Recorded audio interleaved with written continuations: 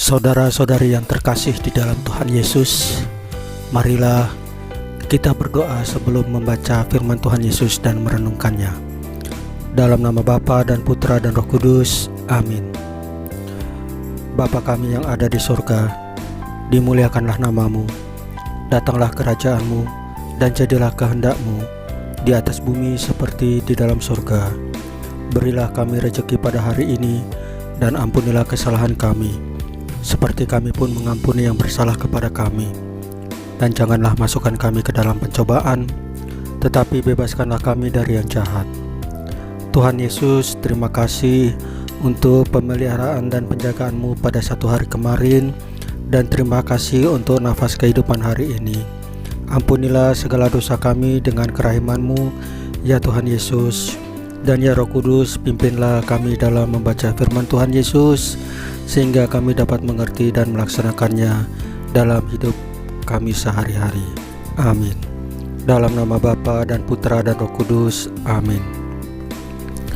Tuhan bersamamu dan bersama rohmu. Inilah Injil suci menurut Markus pasal 10 ayat 46 sampai dengan 52, dengan perikop Yesus menyembuhkan Bartimeus. Lalu tibalah Yesus dan murid-muridnya di Yeriko. Dan ketika Yesus keluar dari Yeriko bersama-sama dengan murid-muridnya dan orang banyak yang berbondong-bondong, ada seorang pengemis yang buta bernama Bartimeus, anak Timeus, duduk di pinggir jalan. Ketika didengarnya bahwa itu adalah Yesus orang Nazaret, mulailah ia berseru, "Yesus anak Daud, kasihanilah aku." Banyak orang yang menegur supaya ia diam, namun semakin keras ia berseru, "Anak Daud, kasihanilah aku." Lalu Yesus berhenti dan berkata, "Panggillah dia." Mereka memanggil orang buta itu dan berkata kepadanya, "Kuatkan hatimu, berdirilah, ia memanggil engkau." Lalu ia menanggalkan jubahnya. Ia segera berdiri dan pergi mendapatkan Yesus. Tanya Yesus kepadanya, "Apa yang kau kehendaki supaya aku perbuat bagimu?" Jawab orang buta itu, "Rabuni, supaya aku dapat melihat." Lalu kata Yesus kepadanya, "Pergilah, imanmu telah menyelamatkan engkau." Pada saat itu juga melihatlah ia. Lalu ia mengikuti Yesus dalam perjalanannya. Demikianlah sabda Tuhan. Terpujilah Kristus. Saudara-saudari yang terkasih di dalam Tuhan Yesus, peristiwa dalam Injil pada hari ini adalah penyembuhan seorang buta yang bernama Bartimeus. Ia duduk di pinggir jalan siap menanti Yesus yang akan lewat di situ. Dia sudah mendengar banyak tentang Yesus. Saudara-saudari kita yang tunanetra biasanya diberi karunia mampu mendengar banyak hal dengan cepat dan merekamnya. Demikian juga dengan Bartimeus. Dia pasti sudah mendengar banyak tentang Yesus yang melakukan mujizat di mana-mana. Ketika dia tahu bahwa Yesus akan datang ke kotanya di Yeriko, dia sudah bersiap di pinggir jalan dan berteriak-teriak. Teriakannya hanyalah satu kalimat pendek, "Yesus anak Daud, kasihanilah aku." Tidak ada seruan yang lain kecuali "Kasihanilah aku."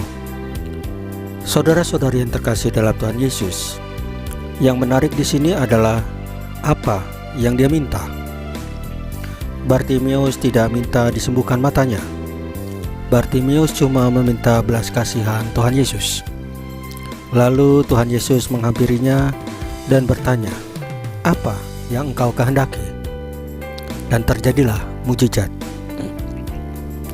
Saudara-saudari yang terkasih dalam Tuhan Yesus, ini adalah pelajaran penting untuk kita, khususnya ketika kita menghadapi persoalan-persoalan hidup seperti sakit, derita, dan mungkin kita punya kebutuhan khusus. Kita barangkali mengikuti seruan Bartimeus, "Kasihanilah aku ya Tuhan, kasihanilah aku."